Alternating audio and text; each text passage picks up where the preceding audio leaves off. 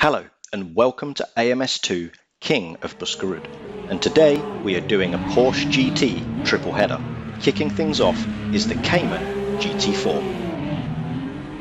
When the Porsches first launched into AMS2 and they were getting a little bit of a bad rap for being overly bouncy, I came to the Cayman as it is my all-time favourite Porsche.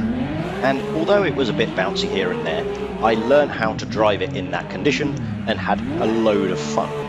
And the one thing I really loved about it is that it's such a playful car, and it really suited to being thrown around and slid about. And as you can see, although the bounciness has gone, the playfulness is still very much there with this car. Coming round Buskerud with this Cayman was an absolute hoot.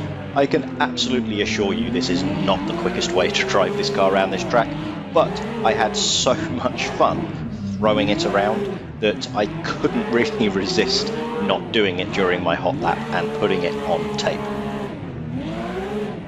Now, I'm not expecting the Cayman to come out top anyway, but it would have been nice if I'd given it a fair shout. Okay, let's move now on to the 911 GT3 R, and in the top left you can see how the Cayman was doing in comparison.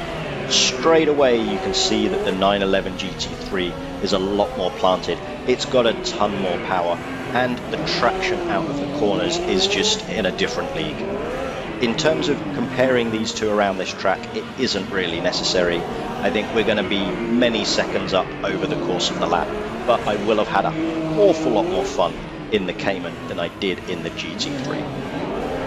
It is my expectation that the very positive front-end nature of the Porsche GT3 will suit Buskerud very, very well, as it's able to maintain a decent amount of speed around the corners, and its left and right direction changes are very, very quick.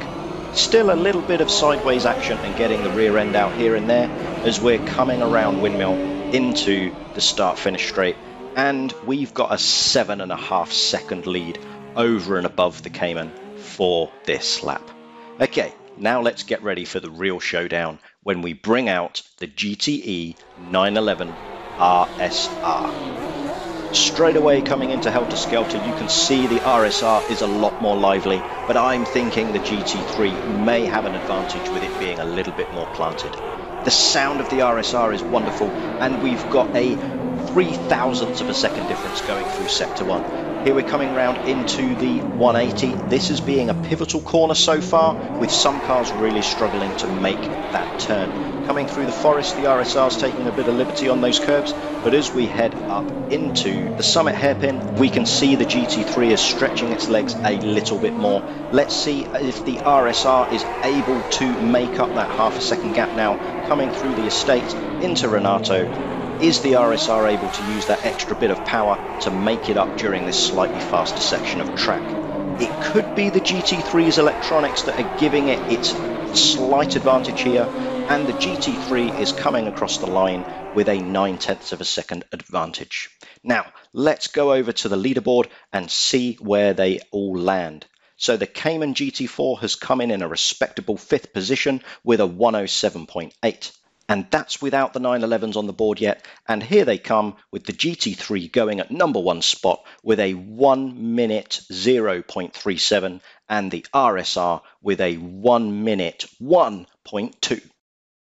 Now, I did expect the Porsches to do pretty well at Buskerud with their very direct and pointy front ends suiting a tighter, twistier circuit, but I didn't expect a 2-second gap from the GT3 911 to the rest of its GT3 counterparts, and I didn't expect the GT3 to come out on top over the GTE RSR.